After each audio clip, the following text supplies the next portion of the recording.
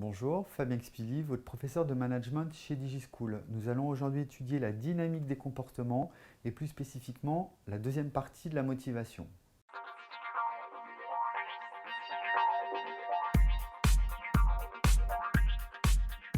Alors, comme nous avons pu le voir sur une autre vidéo, la motivation est une raison qui va pousser un individu à agir dans une situation donnée. Pourquoi aujourd'hui on va essayer d'approfondir un petit peu ce que c'est que la motivation? Parce que pour le manager et pour l'entreprise, ce sont des éléments qui sont nécessaires pour pouvoir optimiser les résultats. Voilà, donc optimiser les résultats, ça veut dire faire un maximum de profit avec un minimum de moyens. Mais ce qui va être nécessaire également, c'est de fidéliser les collaborateurs. Pourquoi? Parce que fidéliser les collaborateurs, ça va permettre de faire des économies d'échelle, c'est-à-dire travailler mieux, gagner du temps, et puis surtout avoir des collaborateurs qui ont envie d'avancer, donc qui sont capables de s'investir davantage. Fatalement aujourd'hui, on est obligé de tomber sur des situations démotivantes, puisque dans le contexte professionnel, c'est jamais évident d'avoir une situation qui soit positive tout le temps.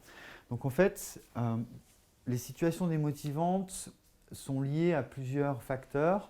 Donc par exemple, un contexte de l'entreprise qui est morose. C'est-à-dire qu'à un moment donné, si vous avez une entreprise qui ne fait pas forcément ses objectifs ou qui a un budget un petit peu difficile, et ben du coup, si les salariés sont au courant de cette situation-là, ça peut être un petit peu délicat. On va également avoir le turnover. Donc, qu'est-ce qu'on appelle le turnover? C'est les collaborateurs qui s'en vont de l'entreprise pour aller ailleurs. Donc, lorsque vous avez un effectif qui commence à démissionner, ça peut être difficile pour les autres qui restent. On va aussi avoir un mauvais résultat de l'équipe. Donc, par exemple, si vous avez déterminé un objectif et que vos collaborateurs n'arrivent pas à répondre à cet objectif-là, ça peut être une situation démotivante. Donc, comment faire pour retrouver des situations motivantes? Donc, 5 points à respecter.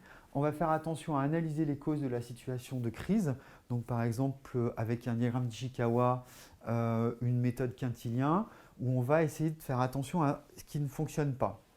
On va ensuite apporter des solutions, donc s'adapter en fonction de cette analyse-là, et on va fixer des nouveaux objectifs qui sont peut-être plus petits et qui vont permettre aux collaborateurs d'être mieux et d'arriver à réaliser ces objectifs-là. On va faire travailler les collaborateurs sur des scénarios possibles, les faire travailler ensemble, remettre en place une cohésion. On va faire attention à ne pas imposer de solutions, c'est-à-dire qu'on va adopter un management participatif pour que les collaborateurs puissent apporter des idées nouvelles. Et on va faire attention également à stimuler la motivation interne, intrinsèque, et puis ensuite externe, sachant qu'on va faire attention à bien développer celle-ci en priorité. Donc j'espère que cette vidéo vous aura été utile. N'hésitez pas à aller voir les autres sur nos sites internet et à télécharger les fiches de cours correspondantes. À bientôt chez DigiSchool.